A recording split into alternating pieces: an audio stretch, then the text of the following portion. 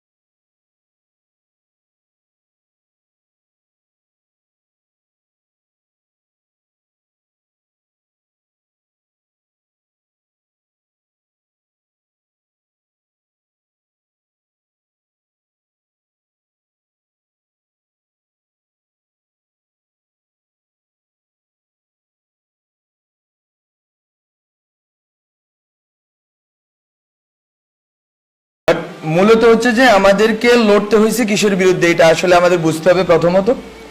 এবং আসলে সামনের লড়াইটার সাথে গণ অভ্যুত্থানের যে ধরেন না আপনার হচ্ছে 2 কি 3 সপ্তাহ যে সময়টা, শ্বাসরুদ্ধকর যে সময়টা, অথবা এর আগে পরে আরো কিছুদিন যদি বর্ধিত করি, অথবা অনেকেই বলতেছেন এখনো গণ অভ্যুত্থান পরিস্থিতি, আমি মনে করি তো এই সময়টাই আসলে আমরা কি ধরনের ভাবাদর্শিক লড়াইটা করছি এটা আমার কাছে খুব গুরুত্বপূর্ণ।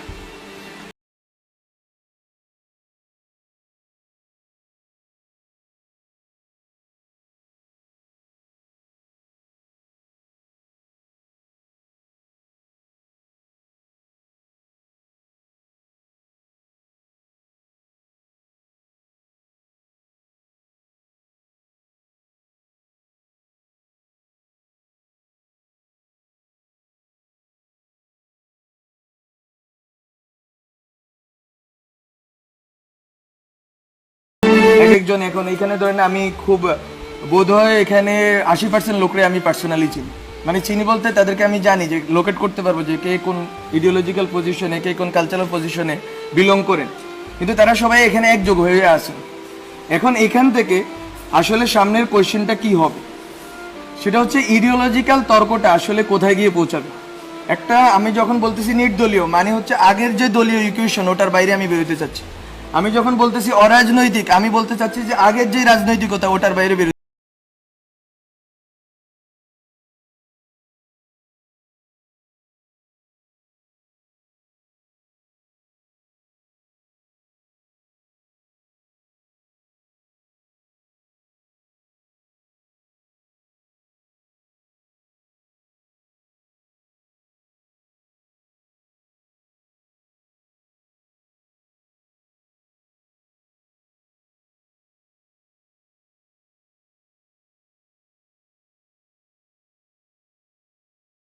দিনের যেই আমাদের যেই রাজনৈতিকতাটা হয়েছে এটাকেই হচ্ছে যে আমাকে বারবার রিঅ্যানেক্ট করতে হবে, এটা হচ্ছে আমার জায়গা থেকে কথা। ওই থিয়েটারে কিছুদিন আমি কাজ করছি, ওখানে আমাকে একটা জিনিস বুঝায় যে বা এটা আপনারা বুঝেন এখানে অনেকেই থিয়েটারের লোক আছে, রিঅ্যানেক্ট করা। আমরা যখন কালকে কিন্তু নাহিদ একটা কথা বলছি আরেকবার গণ অভ্যুত্থানের দরকার হইতে পারে। আমরা জানি যে বিপ্লবের পরে প্রতি বিপ্লব আসে, এটা কিন্তু আমি লিখছি ইভেন বিপ্লব হওয়ার আগেও, যার একটা প্রতি বিপ্লব দিয়ে আসবে। এখন এটা কিন্তু এরকম না যে আতঙ্ক, এই কে কে নিয়ে যাবে রে, কে আমাদেরকে মেরে যাবে রে, এরকম না ঘটনা।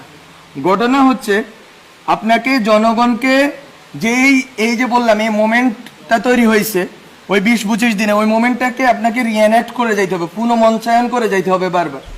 ওই পুনঃমঞ্চায়নের জন্য কি ধরনের রাজনৈতিক প্রক্রিয়া আমাকে ঢুকতে হবে, কি ধরনের রাজনৈতিক সংহতিতে আমাকে ঢুকতে হবে এবং কি ধরনের ভাবাদর্শিক তর্কে ঢুকতে হবে সেটা হচ্ছে আমার কাছে খুব গুরুত্বপূর্ণ। এবং আমরা বলছি যে বাংলাদেশটাকে আমরা সামনের জায়গাটাতে কোথায় নিয়ে রাখতে চাই। ওখানে যদি আমি বলি, আমাদের একটা কথা নিয়ে অনেকেই তর্ক করতেছেন সিভিল সোসাইটিতে, এটা আমার খুব মজা লাগতেছে, যে সভ্যতাগত রূপান্তর বলতে আমরা কি বুঝাচ্ছি, আমরা কি এখানে কি আনতেছি না আনতেছি। এটা আসলে ঘটনা না। ঘটনা হচ্ছে আমরা একটা কথা বলছি যে জাতীয়তাবাদ, বাংলাদেশি জাতীয়তাবাদ আছে, বাঙালি জাতীয়তাবাদ আছে, এই জাতীয়তাবাদী যে তর্কগুলো আছে, বা অনেকে কথাটাকে বলেন জাতিবাদ, যেটাই বলি, শুদ্ধ অশুদ্ধ আপনারা ঠিক করেন। তো এটা হচ্ছে যে এই দুইটা শব্দ, এই দুইটা যে গঠন হয়েছে, যে আপনার বাংলাদেশি জাতীয়তাবাদ, বাঙালি জাতীয়তাবাদ, এই যে দুইটা লড়াই, একদিকে আছে ইসলাম আর একদিকে আছে ইসলামফোবিয়া লড়াই। এই লড়াইগুলোর আপনার সামনের ভবিষ্যৎটা কি হবে, ওইখান থেকে আমরা বলতেছি যে আপনি দুইটা সিভিলাইজেশনের মাঝখানে বসে আছেন, সিভিলাইজেশন স্টেটের মাঝখানে বসে আছেন। আপনি বাংলাদেশ রাষ্ট্রটাকে কোথায় দাঁড়া করাইতে চাচ্ছেন? আপনি কি ৭১-এর যে মুক্তিযুদ্ধের যেই প্রশ্নগুলো আছে, এটা খুব খুব ভাইটাল কোয়েশ্চেন। মুক্তিযুদ্ধের মানে যেই আপনার চেতনা, গণচেতনা, ওর ভিতর দিয়ে যেই রাজনীতিটা হয়েছে, ওই রাজনীতি দিয়ে কি আপনি টেনে নিতে পারবেন, নাকি মুক্তিযুদ্ধের গণচেতনাটাকে আপনাকে স্ট্রেস করে সামনের দিকে আগাইতে হবে? সামনের দিকে আগাইলে আপনি কোথায় আগাবেন? আমরা বলতেছি ওখানে আপনি যদি সিভিলাইজেশন স্টেট, দুইটা সিভিলাইজেশন, হ্যাঁ তাদের অনেক সংকট আছে, ওখানে কমিউনিস্ট পার্টি আছে, ওখানে আরএসএস আছে, বাট আপনি এই বেঙ্গল যে এটাকে আপনি কিভাবে পুরা দুনিয়াতে দাঁড়া করাবেন, এই যদি ভবিষ্যৎমুখী এবং বহির্মুখী প্রস্তাবনা না থাকে, তাহলে ডিজে ভাই আপনাকেই মারবে। ডিজে ভাইয়ের কাজ না আপনার, এখানে বললে আবার শুনে ফেলবে ওরা, তো ডিজে ভাইয়ের কাজ না যে আপনাকে গুলি করা। ডিজে ভাই অথবা বাংলাদেশের যে এনএসআই বা যারা সিকিউরিটি, তাদের কাজ বেসিক্যালি কি, রাষ্ট্র মানে কি বুঝি আমি, রাষ্ট্র মানে রাষ্ট্রের একটা শত্রু থাকবে, রাষ্ট্রের কোনো বন্ধু নেই। কি বলে বন্ধু রাষ্ট্র বলতে একটা আইডিয়া, খুব অদ্ভুত আইডিয়া তারা আবিষ্কার করছে। বন্ধু রাষ্ট্র বলতে তো কোনো কিছু নাই, প্রত্যেকটা রাষ্ট্রই তার, এই যে আজকে আমার বাদ ছেড়ে দিল তো, এটা তো এরকম অনেকে বলতেছে এটা রাজনৈতিকভাবে আমাদের বিরোধিতা করবো, কিন্তু রাষ্ট্র তো এমন একটা জিনিস, সে তার স্বার্থটা দেখবে। তো বন্ধু রাষ্ট্র বলতে কোনো আইডিয়া নেই। বলতো আমি রাষ্ট্র জিনিসটাকে কিভাবে ডিল করবো, এখন যখন আমার দুই পাশে দুইটা সিভিলাইজেশন স্টেট দাঁড়ায় আছে, আমি আসলে কিভাবে ডিল করলে বাংলাদেশের বিশিষ্ট অবস্থানটাকে, এটা আমাকে যদি কেউ ব্যাখ্যা করে বলতে পারেন বলে, যে আমি কেন বাংলাদেশ রাষ্ট্র নামে দাঁড়াই থাকতে হবে, আবার কি জন্য দাঁড়াবো? আমি কি ৭১ দিয়ে ওই ইকুয়েশন সলভ করতে পারছি কিনা? যদি সলভ করতে পারতাম তাহলে বেশিরভাগ দাঁড়াইলো কেমন ৭১-এর উপরে?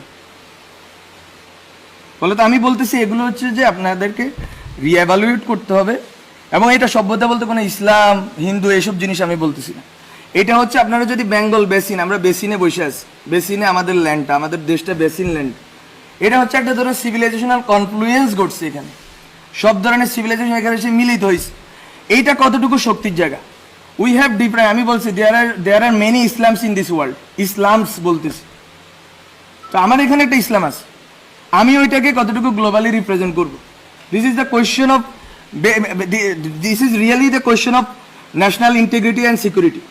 এটা অনেকে বুঝতেছে কিনা আমি জানি না। আমার এখানে যেই সেকুলার রাজনীতির কাঠামো আছে, এটাকে তো আমাকে ইনটেক্ট রাখতে হবে।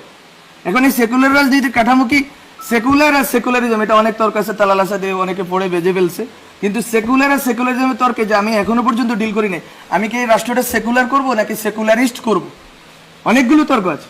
বলতো আমি, এবং ওই সেকুলারিজমটা কি হবে, ওইটা কি ৭২ সংবিধানের সেকুলারিজম হবে, নাকি আমরা এখন যখন আমরা বলতেছি, আমরা অনেকেই বলতেছি যে নিউ কনস্টিটিউয়েন্ট অ্যাসেম্বলি লাগবে, কিন্তু তর্কটা দেখেন, খেয়াল করেন, সবাই বলতেছে ৭২ সংবিধানের কন্টিনিউটি। আপনি ৭১ ধরতে পারেন, কিন্তু ৭২ আমি মনে করি ধরতে পারেন না।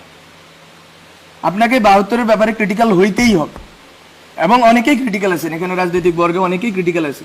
বলতো ওই যে রাজনীতিক যে কাঠামোটা গঠিত হয়েছে, ওইটাকে তো আপনি চুড়ে ফেলতে চাচ্ছেন। চুড়ে ফেলতে চাইলে ওই সময় যে সেকুলারিজম আছে, এটাকে আপনাকে তো আবার রিডিফাইন করতে হবে, এবং নতুনভাবে এখন যে সেকুলারিজম আছে, সেই সেকুলারিজম, এখন তো সেকুলার মানুষ, আপনি কি এখানে ধরেন আন্দোলন, আমরা তো স্লোগান থেকে শুরু করে অনেক নাম টামও ঠিক করছি, আপনি কি এখানে দেখছেন কোন স্পেসিফিক? আমরা কি করছি? আমরা বলছি যদি মোমবাতি প্রজ্বলন দাও, বলে দাও, যার ইচ্ছা বসে দোয়া পড়ুক। আমরা বলছি ১ মিনিট নীরবতা পালন করবে, যার ইচ্ছা সে দোয়া করুক। আপনি এতদিন কি করছেন? আপনি ঢাকা শহরে বসে পুরো বাংলাদেশের মানুষকে আলাদা করে ফেলছেন। এই আন্দোলনে অনেকেই অনেক ব্যাখ্যা করবেন, উই নো হোয়াট হ্যাপেন্ড। এই আন্দোলনে বাংলাদেশের মানুষ একটা গ্রামের হুজুর কেন অ্যাকোমোডেট ফিল করছে? হাসিনার বিরুদ্ধে না, বিকজ অফ দ্য ল্যাঙ্গুয়েজ। এটারই বলে সেকুলার ল্যাঙ্গুয়েজ। এতদিন সেকুলার বলতে আপনারা যেটা বলছেন ওটারে হচ্ছে যে একটা মধ্যবিত্তের একটা বাবল, আর হচ্ছে আওয়ামী লীগের একটা কাঠামো। তো তো এখন আপনাকে এই যে প্রত্যেকটা বর্গকে রিডিফাইন করতে হবে। রাজনীতি নতুনভাবে করতে হলে আপনাকে প্রতিটা বর্গকে রিডিফাইন করে করে আগাইতে হবে। এবং এখানে অনেক কথা আসতেছে কার কতটুকু স্টেক আছে না আছে, স্টেক সবারই আছে। এখন নাম ধরে ধরে বললে তো এখানে কেউ দাঁড়ায় থাকতে পারবেন না। 100 জনের উপরে, আমি তো যখন বন্দি ছিলাম বাসার ভিতরে, এই যে আপনার প্রথম 210 জন যখন এলো, তখন এর ভিতরে 84 জন হচ্ছে দিনমজুর, একজন আছে দিনমজুর এখানে। তো কিসের জনতা? আপনি হুজুর মারা গেছে, মাদ্রাসার হুজুর মারা গেছে কয়টা আপনি খোঁজ করেন, আছে কেউ এখানে? নাই। কিন্তু তো আপনি বলতেছেন ইনক্লুসিভ করবেন, সেকুলার করবেন, করতে পারবেন না। বলে তো আপনাকে আমি এই জন্য বলতেছি, ওই জনগণের যেই চেতনা ওটা সেকুলারে, এটা নিয়ে দ্বিমত নেই। তো ওই চেতনাটাকে তো আপনাকে আবার রিএনেক্ট করতে হবে। ওই রিএনেক্ট করার প্রস্তুতিগুলো তো থাকতে হবে সোসাইটির ভিতরে, এবং ওই বোঝাপড়াটা থাকতে হবে। আমরা যখন কথা বলতেছি, আমরা বলতেছি যে সবাই এখানে কিন্তু এক ধরনের বিদ্বেষের ভাবের ভিতরে। সেখানে অনেক আওয়ামী লীগের লোক আসছে, আমি জানি, আমি চিনি অনেকটা, একেবারে আওয়ামী লীগের খাস লোক। ইভেন 5 আগস্ট তারিখে আওয়ামী লীগের পক্ষে বক্তব্য দিচ্ছে, এরকম লোক এখানে আসছে, অনেকে আসুক। কিন্তু কিভাবে আপনি 71-এর পর রিকনসাইল করতে পারেন নাই দেশটাকে? আপনি 71-এর পর দেশটাকে রিকনসাইল করতে পারেন নাই দেখে সেই যে পাক আছে, লুপ হোলস গুলো আছে, ওইটা বেয়ে বেয়ে ফেসিবাদ দাঁড়ায় গেছে। আপনি জামাত প্রশ্নটা আপনারা টিকে রাখছেন, বলো তো এখনো একই লুপ হোলস তৈরি হবে কিনা? আমি আওয়ামী লীগ নিষিদ্ধ করে দিব। নিষিদ্ধ করব কিসের প্রক্রিয়া করব? আওয়ামী লীগ যারা বিশ্বাস করে, আওয়ামী লীগে যারা ইমান আছে যাদের, তাদেরকে আমি কিভাবে ডিল করবো? তারা তো আমার সোসাইটিতে আছে, তারা তো নাগরিক। একটা টার্ম নিয়ে অনেকেই বিরোধিতা করতেছেন, ছাত্র নাগরিক কেন বলতেছি? বিকজ আমি স্টেট চাই, স্টেটে সিটিজেন থাকে, পিপল অবশ্যই থাকে। পিপল তো কাঠামো, প্রথমকার কাঠামো। আমি বলতেছি এটা ভবিষ্যমুখী হিসেবে, এটা নিয়ে আমরা আরেকটা তর্ক আরেকবার করবো। কিন্তু আমি বলতেছি যে এখানে আওয়ামী লীগের যে লোকগুলো আছে তাকে আপনি কিভাবে রিকনসাইল করবেন? আপনি কি আরেকটা সুযোগ দিবেন ভারত বা অন্য রাষ্ট্রগুলোকে যে এই দেশটাকে বিভাজন করে আরেকটা গণজাগরণ মঞ্চ হবে, আরেকটা এই সেই হবে, এবং এর ভিতর দিয়ে আবার দেশটাকে বিভাজন করা হবে এবং পেশিবাদকে টিকিয়ে রাখা হবে? এটা বিএনপির পেশিবাদ হইলে তো এটা বিরোধিতা আমার করতে হবে। বলে তো এই কোয়েশ্চেনগুলো আপনারা মাথায় রাখেন যে রিকনসিলিয়েশন প্রসেসটা কি হবে এই ন্যাশনের। এই দেশের মানুষগুলো একজোট হবে কিভাবে? এই দেশের মানুষগুলো এই যে 20 থেকে 25 দিন একটা ধারণাকে একটা জায়গায় এসে একমত হয়ে গেছে, এবং ওখানে কোনো বিভাজন ছিল না। ওই বিভাজন এই যে ছিল না, এটাকে আপনি রিএনেক্ট করবেন কিভাবে? আমি বারবার এই কথাটাই বলবো, রিএনেক্টমেন্ট নিয়ে ভাবতে হবে। এবং এখানে এখানে এই যে কথাগুলো বললাম, অনেক অগোছালো কথা বললাম, বেশি কথা বলেন নাই। কিন্তু আমি বলবো যে আমরা একটা কোয়েশ্চেনকে ডিল করছিলাম যখন আমরা বিভিন্ন আড্ডা চক্র পাঠচক্র করছি যারা আন্দোলনের নেতৃত্ব দিচ্ছে তাদের সাথে। সেটা হচ্ছে আমরা তখন দেখতাম যে বিএনপি 31 দফা দেয়, 28 দফা দেয়, এটা দফা দেয়, কিন্তু কোথাও সমাজ নিয়ে কথা নেই। সবাই রাষ্ট্র নিয়ে ব্যস্ত। রাষ্ট্র কি এমনে তৈরি হয়ে যায় বায়বীয় জিনিস? সমাজের ভিতর দিয়ে তো রাষ্ট্রটা গড়ে উঠবে। এখন আপনি সোশ্যাল পেসিজম রাইখা কেমনে আপনি রাষ্ট্রীয় পেসিজম দূর করবেন? সোসাইটির ভিতরে যে পেসিজমের যে বিভিন্ন প্রবণতা, সেটা ধর্মীয় জায়গা থেকে হইতে পারে, এটা বিভিন্ন চেতনাগত জায়গা থেকে হইতে পারে, এটা ঐতিহাসিক বিভিন্ন স্মৃতির কারণে হইতে পারে। সেই জিনিসগুলোকে আপনারা না ডিল করে রাষ্ট্রকে কিভাবে পেসিস্ট মুক্ত করবেন? আমরা কিন্তু এই কোয়েশ্চেনটা করছি, এবং ওই জন্য আমরা 2টা টার্ম বলছি যে দায় ও দরদের সমাজ। ওগুলো টার্মিনোলজির খেলা, আপনারা অন্য নামও দিতে পারেন ওগুলো। কিন্তু কথাটা এখানে যে মিলবো কিভাবে আমরা? আমার নেশনকে আমি একযোগে এক জায়গায় দাঁড় করাবো কিভাবে? আপনি যখন ইউক্রেন কোয়েশ্চেন আছে, শশী থারুর এবং মোদির কথার ভিতরে কোনো ডিফারেন্স নাই। আর আমি যখন এখানে ইউক্রেনের কোয়েশ্চেন আছে, বিএনপি আমেরিকাপন্থী, ওই আওয়ামী লীগ হচ্ছে ভারতপন্থী বা রাশিয়াপন্থী। তো নেশনটা কোথায় দাঁড়ায় আছে? স্টেট বলতে যে জিনিস, স্টেটটা তো এমন একটা জিনিস হইতে হবে যেটার ভিতরে একটা রিকনসাইল্ড প্রসেসের ভিতর দিয়ে আমি এক জায়গায় গিয়ে দাঁড়াবো। আমার দেশটাকে তো আমি এক জায়গায় দাঁড়া করে রাখতে হবে, ওইটা তো আমি রাখতে পারিনি। এবং এখনো আরেকটা সম্ভাবনা তৈরি হয়েছে, রাখতে পারবো না। আমি কোনো রকম এরকম বলতেছি না ব্ল্যাঙ্ক চেক দেন। আমি একটু আগে একজনের সাথে বলতেছিলাম ট্যাক্স পেন্ডিং কমিশন করেন, এসব গিমিক নাটক পাটক বন্ধ করেন, এরে ধরছি ওরে ধরছি, সবগুলোর একসাথে আজতে ঢুকায়া আপনি হচ্ছে যে বিচারের একটা ইন্টারন্যাশনাল স্ট্যান্ডার্ড তৈরি করেন, সবাইকে বিচার করেন। অন্যদেরকে ছেড়ে দেন, অন্যদের হয়রানি করা বন্ধ করেন। সিম্পল, এটা এত বড় কিছু না। এটার বিশ্বব্যাপী এটার উদাহরণ আছে, এবং বিচার করার পরে সোসাইটিতে ওই লোকটা রিহ্যাবিলিট করতে হবে।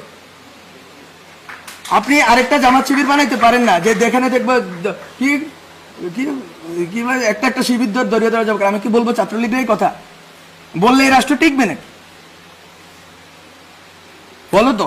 আমি বলবো যে আমি অনেক কথা অগোছালো ভাবে বলছি। এই জিনিসগুলো হচ্ছে যে আমাদের কনসিডারেশনের, কন্টেম্পলেশনের বিষয়। সেলফ, আমি আরেকটা কথাও বলছি, সেলফ, আমরা ওই সময় সেলফ নিয়ে বলছি। এগুলো আমাদের ওই সময়ের এই বটতলায় বসে 20-30 জনের আড্ডা ছিল ওই সময়। ওখানে বলছি লাইফ স্টাইল যদি চেঞ্জ না করেন একেবারে নিচের জায়গাতে, তাহলেও তো আপনি ফেসিবাদে দাঁড়াইতে পারবেন। আপনার লাইফ স্টাইলের ভিতরেও ফেসিজম আছে। ফলত আপনারা উপরি কাঠামো থেকে ফেসিজম দূর করবেন, সংবিধান সভা বানাবেন, বা মানে অনেক তো খেলা আছে, গঠন আরো অনেক কিছু করবেন। কিন্তু জনগণ, ব্যক্তিটা কোথায় আছে? ব্যক্তি মানুষের যে হাজার হাজার, এখানে অনেকে কথা বলতেছে এই যে ভাই বললো ইম্পালসিভ হয়ে গেছে তরুণদের ইম্পালসিভ জিনিস। আরেকটা কথাও আছে এটার পিঠে, যে তরুণরা তো ট্রমাটাইজড হয়েছে। ঢাকা শহরের লাখ লাখ, ঢাকা শহরের না, মফস্বল বিভিন্ন এলাকার তরুণরা ট্রমাটাইজড হয়েছে। আপনি তাদের ট্রমা কিভাবে ডিল করবেন? এই মানসিক স্বাস্থ্যের সমস্যা আপনি কিভাবে ডিল করবেন এই নতুন রাষ্ট্র? বলে তো অনেক কোশ্চেন আছে, কিন্তু এই যে ব্যক্তি পর্যন্ত তো পৌঁছাইতে হবে। ব্যক্তি সমাজকে আমি পরিগঠন করলে আমি রাষ্ট্রকে এদিক ওদিক করতে পারবো, কিন্তু রাষ্ট্র আবার আমি সার্বভৌম করবো কিনা ওই তর্কেও আমাকে থাকতে হবে। রাষ্ট্রকে আমি আবার সার্বভৌম করে ফেলবো কিনা। বলে তো অনেক অগোছালো কথা বলে ফেলছি, ক্ষমা করবেন, আমি অনেক ছোট মানুষ। তো এতটুকুই কথা। আপনাদের সাথে আরো কথা হবে, কিন্তু আমি বলে রাখলাম যে আন্দোলনের ভিতর, গভর্নমেন্টের ভিতর এবং সামাজিক বা রাজনৈতিক পরিসরের ভিতর অনেকগুলো তর্ক আছে যেটা আসলে খাপ খায় না। এই খাপ খাওয়ার জায়গাটা তৈরি করতে হবে যাতে আমরা সেম পেজে থাকি, এবং বাংলাদেশ রাষ্ট্র নিয়ে আমাদের যে স্বপ্নটা আছে, স্বপ্নটা একটু বড় করে দেখতে হবে। এইটা যে এতদিন, আমি শুধু একটা কথা বলে শেষ করি, কেন আমরা সভ্যতা রাষ্ট্রের কথা বলতেছি। যতদিন আপনি বাংলাদেশ রাষ্ট্রের ভিতরে থাকবেন, বিজেপি এনএসআই আপনাকেই মারবে। আর যদি আপনি মনে করেন বাংলাদেশ রাষ্ট্রকে আপনি গ্লোবালে দাঁড় করাবেন, তাহলে ভিন্ন ঘটনা ঘটবে। এটা সিম্পল স্ট্র্যাটেজিক্যাল কথা। মানে আপনার আমার ঠিক করার কথা, আমি বাংলাদেশ রাষ্ট্রকে কোথায় দেখতে চাই। ঠিক আছে।